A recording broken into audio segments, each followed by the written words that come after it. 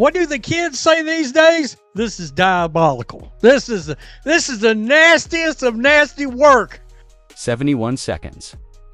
That's all it took for the WNBA to hand critics exactly what they'd been waiting for.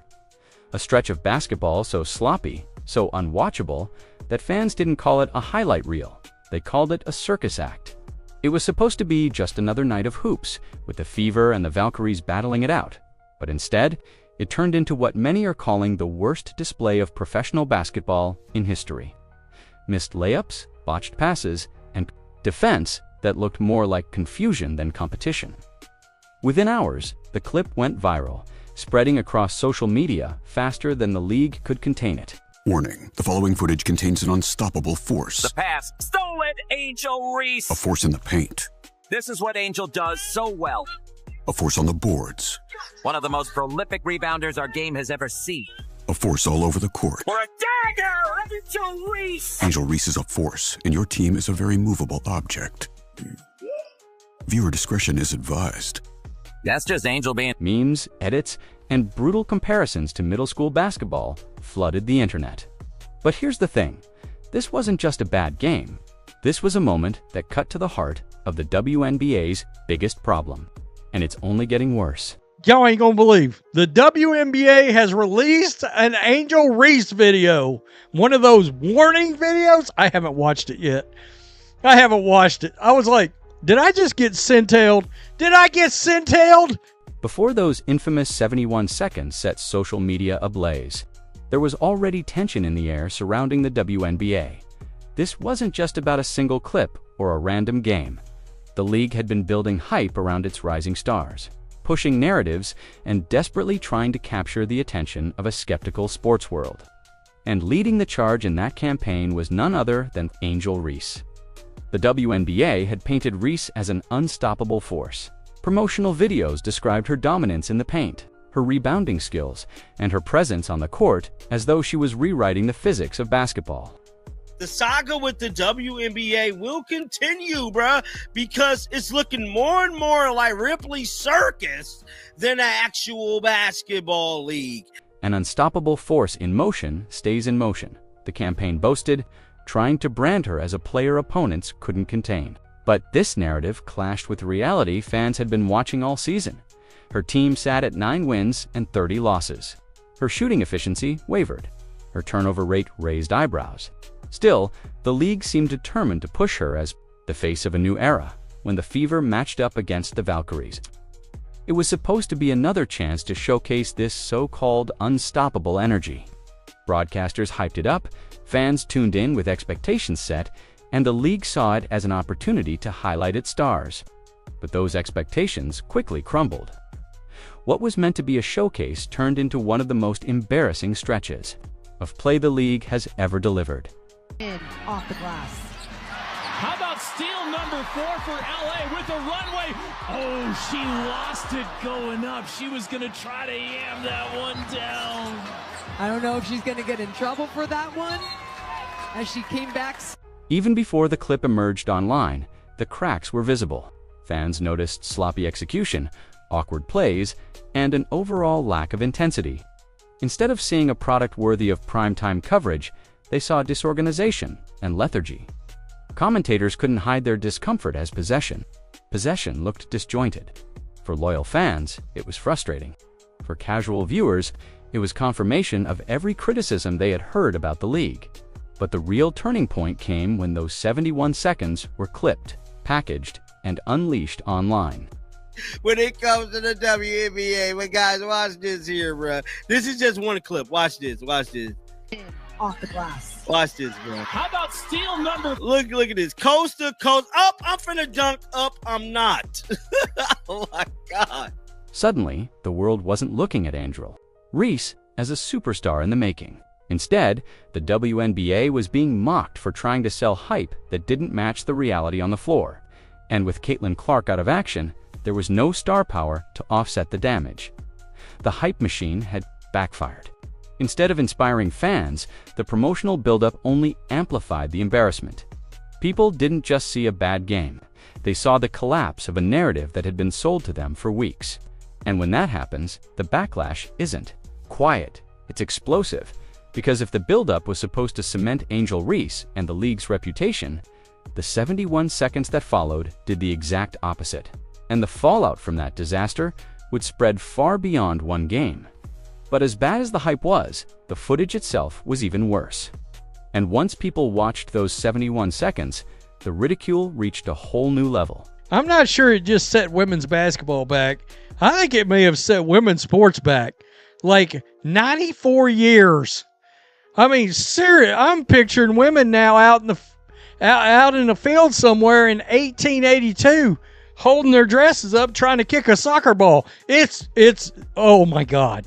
Seriously. The moment the clock started ticking on that infamous 71-second stretch, everything that could go wrong on a professional basketball court did. What should have been routine possessions spiraled into chaos, creating a clip that will haunt the WNBA for years to come. Fans weren't watching polished athletes execute plays. They were watching a series of mistakes strung together in real time. A collapse so painful that it became impossible to look away. It began with a turnover, the kind you'd expect from an inexperienced high school team, not professionals. The ball slipped into the wrong hands, setting off a sequence of awkward passes and missed assignments. Seconds later, a layup clanged off the rim with no defenders in sight. And before anyone could process it, another miss followed. The Valkyries, sensing the breakdown, capitalized with ease, drilling threes while the Fever scrambled to keep up. It wasn't a battle of equals. It looked like two teams playing entirely different sports. As the clip continued, the Fever's defense completely disintegrated. Guards were left stranded on the perimeter. Communication broke down, and rotations looked non-existent. The Valkyries sliced through them effortlessly, piling on points while the Fever stumbled around like they had no game plan. Each mistake compounded the last, turning the sequence into a comedy of errors. What should have been a professional showcase turned into what fans described as pickup ball after too many snacks. The body language of the players told the story just as loudly as the scoreboard. Shoulders slumped, eyes darted in frustration, and the pace of their movements screamed exhaustion. Instead of competing with urgency, the Fever looked defeated in the middle of the game. The clip highlighted not just a bad play or two, but an entire team that appeared unprepared, unfocused, and uninspired. By the time the horn sounded to end that stretch, the damage was irreversible. The clip had captured 71 seconds of pure dysfunction, no redeeming highlight, no sign of resilience, just a spiral of unforced errors. It was the kind of footage critics dream about, proof that their harshest takes on the WNBA had merit. And as soon as it hit the internet, the ridicule was merciless. The worst part was that this wasn't an isolated moment hidden in a long game. It was short, sharp, and easy to share. Social media thrives on bite-sized disasters, and the 71 seconds fit perfectly into that mold. Fans replayed it endlessly, laughing at every miscue, clipping it with music, and spreading it across platforms. What should have been forgotten as a bad night turned into the most memorable lowlight of the season. The WNBA wanted to showcase stars and market a product that could compete with the best. Instead, it delivered a viral embarrassment that made fans question whether the league deserved to be taken seriously.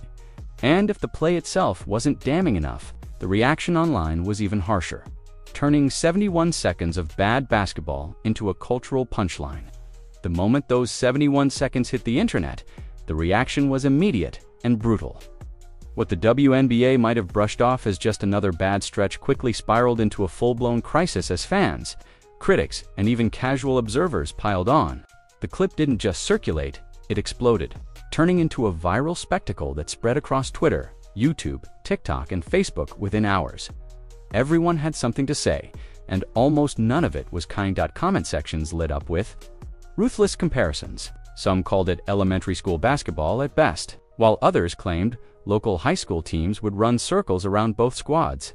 One fan described it as the worst 71 seconds of organized basketball ever recorded. And the comment gained traction as thousands echoed the sentiment. Parody edits soon followed, with users overlaying Benny Hill chase music or circus themes to match the chaos on the court.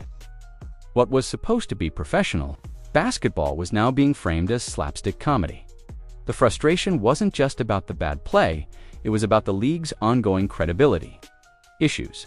Fans were tired of being told they were watching high-level competition, while the product on display often looked like the opposite. The WNBA's promotional push around Angel Reese made things even worse. Viewers questioned how someone marketed as an unstoppable force could be part of such a disaster. Critics highlighted her turnovers, missed layups, and poor defense as symbolic of the larger problem. The hype didn't match reality. The backlash quickly shifted from ridicule to outright anger. Hashtags like defund the WNBA trended in pockets of the internet, with users arguing that the league was propped up by media hype rather than fan demand. Others joked that they deserved refunds just for sitting through the clip. Some even claimed the sequence set women's sports back nearly a century, mocking the idea that this level of play was deserving of primetime coverage. Even WNBA supporters struggled to defend the footage. While some tried to blame fatigue or game context, the majority conceded that the sequence was indefensible. For casual viewers who rarely tuned in, the viral clip served as confirmation of every criticism they'd heard before, that the league was unwatchable, that the skill gap was glaring, and that the marketing machine was overselling a weak product.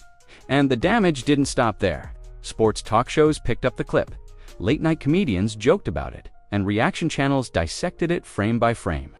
The WNBA had unintentionally handed its harshest critics a weapon, a short, dicily shareable moment that embodied everything detractors said about the league.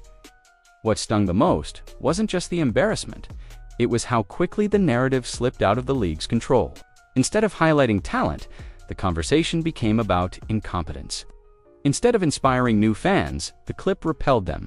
And as the mockery spread, one question lingered. If 71 seconds could cause this much damage, what would happen the next time the league stumbled? Because the internet never forgets, and the WNBA had just become its favorite punchline. While the viral clip itself embarrassed the WNBA, the fallout became even worse once fans connected it back to the league's heavy-handed promotion of Angel Reese.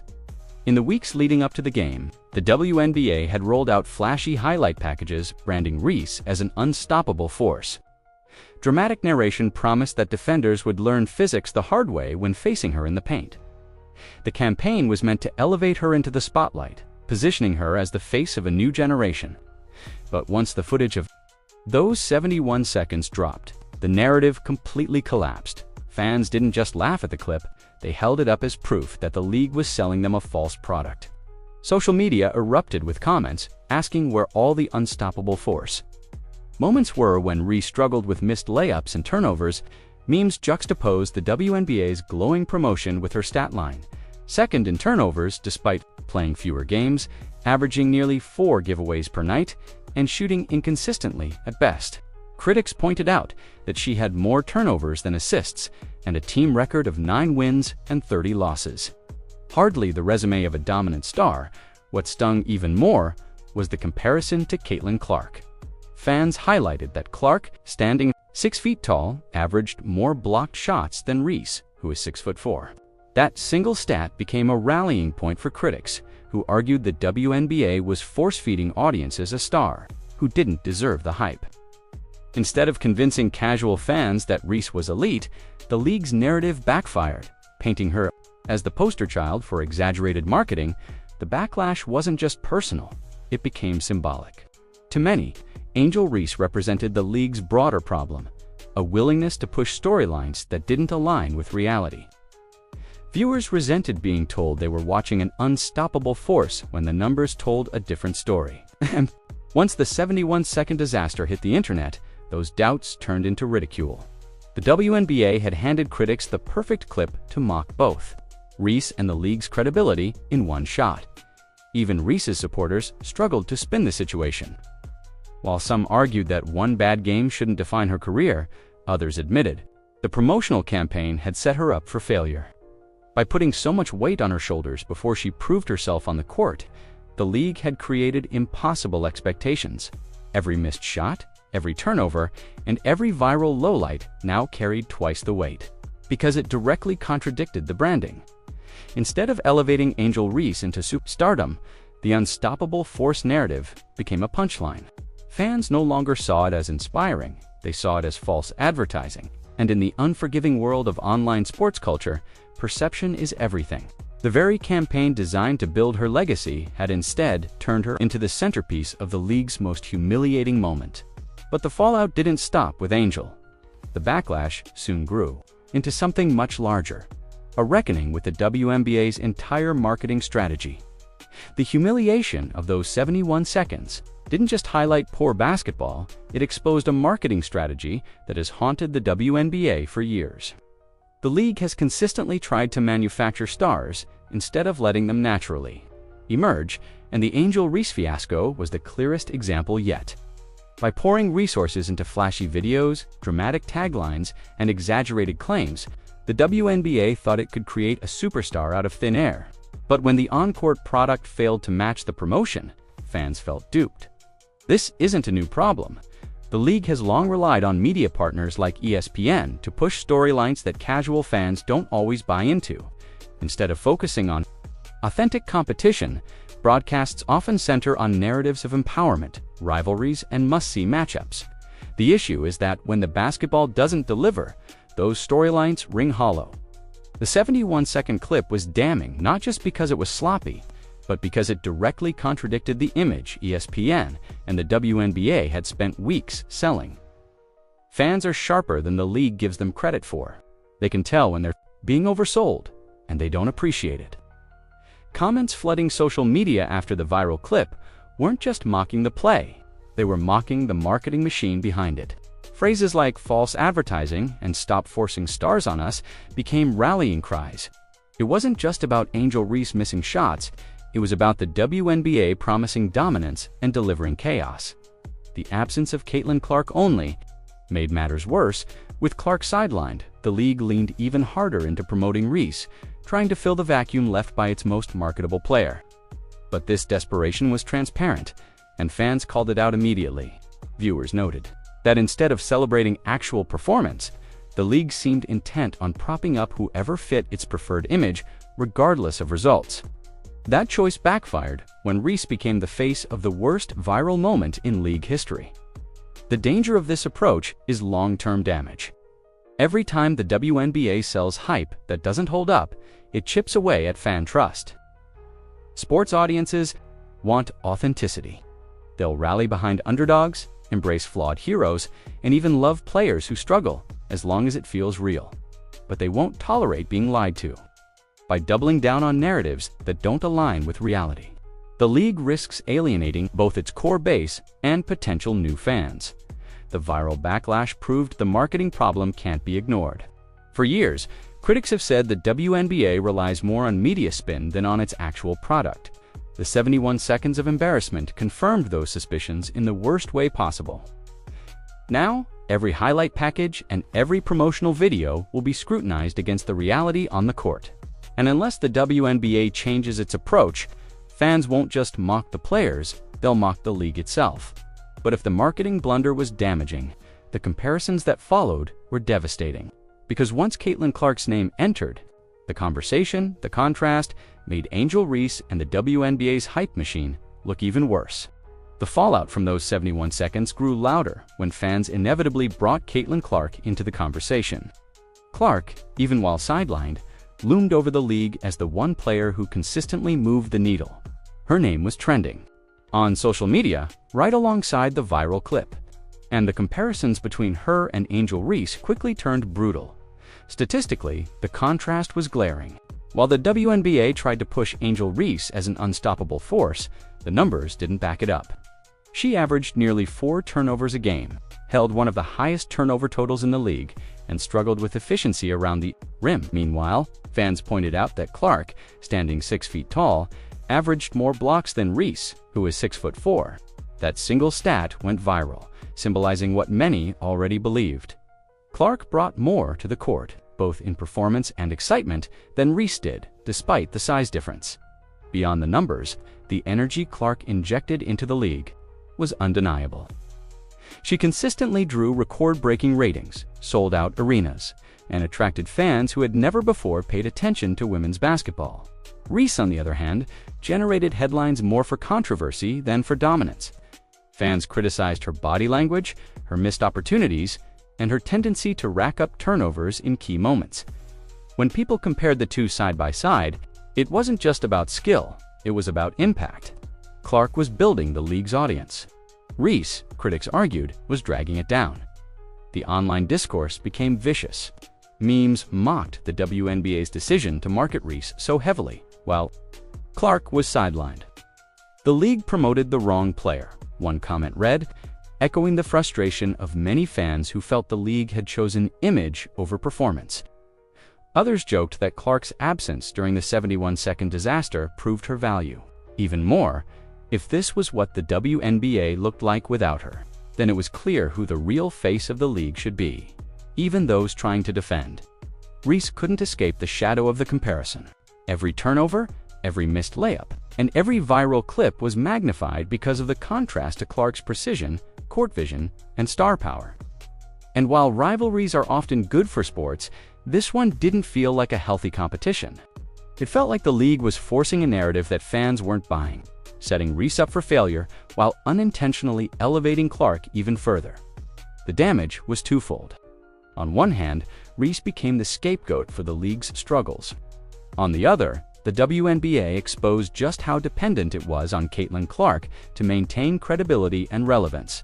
Without her on the floor, the product fell flat and fans noticed. What started as a viral embarrassment for Reese quickly snowballed into a referendum on the league's future. The comparisons to Clark weren't just harsh, they were damning, and they raised a bigger question.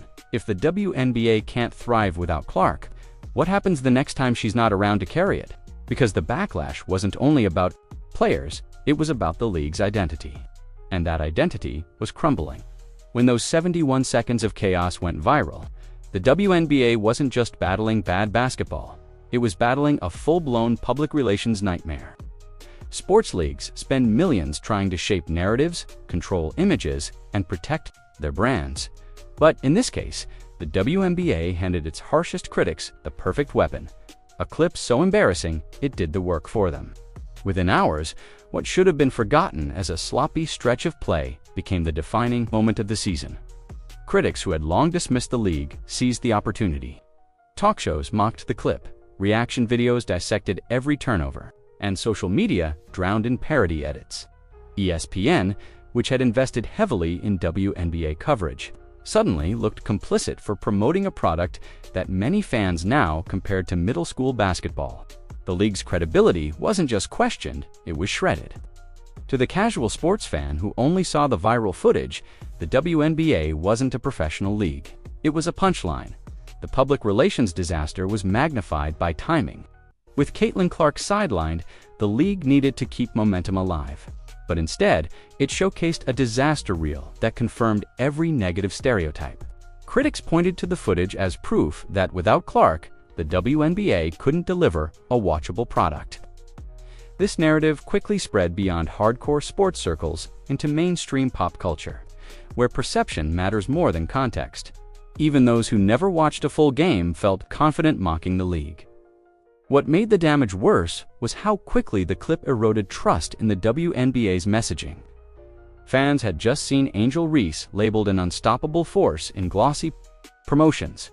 Now they were watching her struggle in real time, and the contrast made the league look dishonest. Viewers felt tricked, sold a product that didn't match the advertising. In sports, authenticity is everything, and once the audience suspects they're being misled, it's nearly impossible to win them back. The impact wasn't limited to reputation alone. Sponsorships, already difficult to secure, suddenly seemed more fragile. Why would brands attach themselves to a league trending for all the wrong reasons?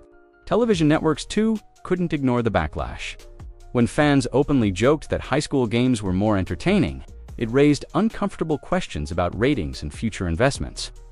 Inside the league, players and coaches may have brushed it off as just one bad stretch, but outside the bubble, perception was set. The WNBA wasn't being talked about for competition, rivalries, or athleticism. It was being ridiculed as a circus act. That shift in narrative cut deeper than any single loss because it undermined the league's fight for legitimacy. 71 seconds proved how fragile the WNBA's public image really is. Years of effort to grow the brand were undone by just over a minute of basketball. And unless the league finds a way to shift the conversation, this viral embarrassment could define not just a season, but an entire era. The next question became unavoidable. Could the WNBA recover from this humiliation, or had it already crossed the point of no return? The 71 seconds of disaster may have lasted less than 2 minutes, but the ripple effects could shape the WNBA for years to come. Sports leagues live and die on perception, and the WNBA's problem is that this viral moment didn't just showcase bad basketball, it highlighted the league's most glaring weaknesses: credibility, star power, and audience trust. Now, the question hanging over the league is whether it can recover or whether this was the tipping point in today's sports landscape. Every moment is magnified by social media. A viral highlight can elevate a player to superstardom overnight, but a viral lowlight can bury an entire brand.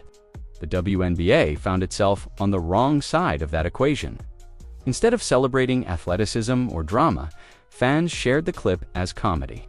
Instead of showcasing growth, the league became a meme.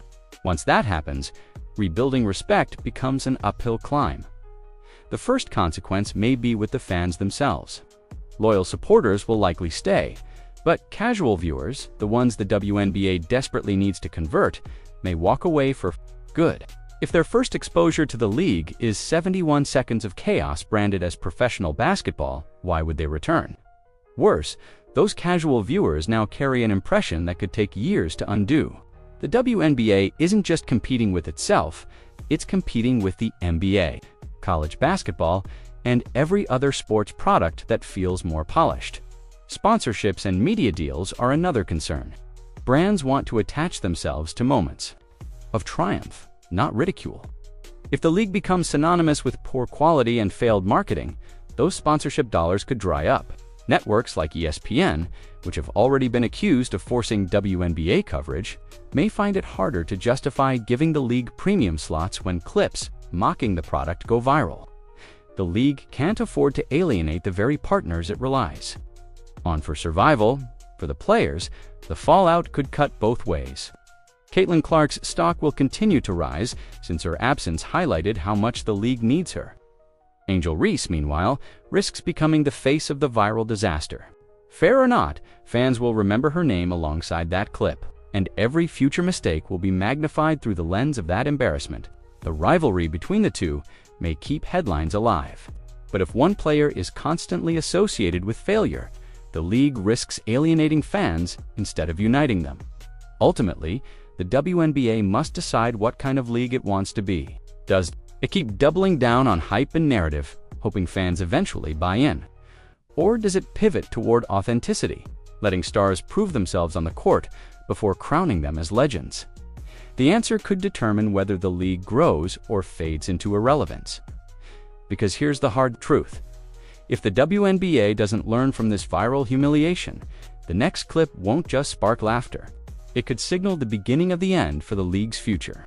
71 seconds may not sound like much, but in the world of sports, it was enough to shake the foundation of an entire league. What should have been forgotten as a sloppy stretch turned into the WNBA's worst nightmare. A viral circus act that exposed every flaw critics had warned about. The marketing hype around Angel Reese crumbled. Comparisons to Caitlin Clark became unavoidable, and fans were left questioning whether the league could be taken seriously at all. Instead of drawing in new audiences, the clip repelled them, turning casual curiosity into outright mockery. And while the WNBA can still recover, it will take more than glossy promos and forced narratives. It will take authenticity, accountability, and real performance on the court. Because one thing is certain, if the league ignores this lesson, the next viral moment might not just embarrass the WNBA, it could define it forever.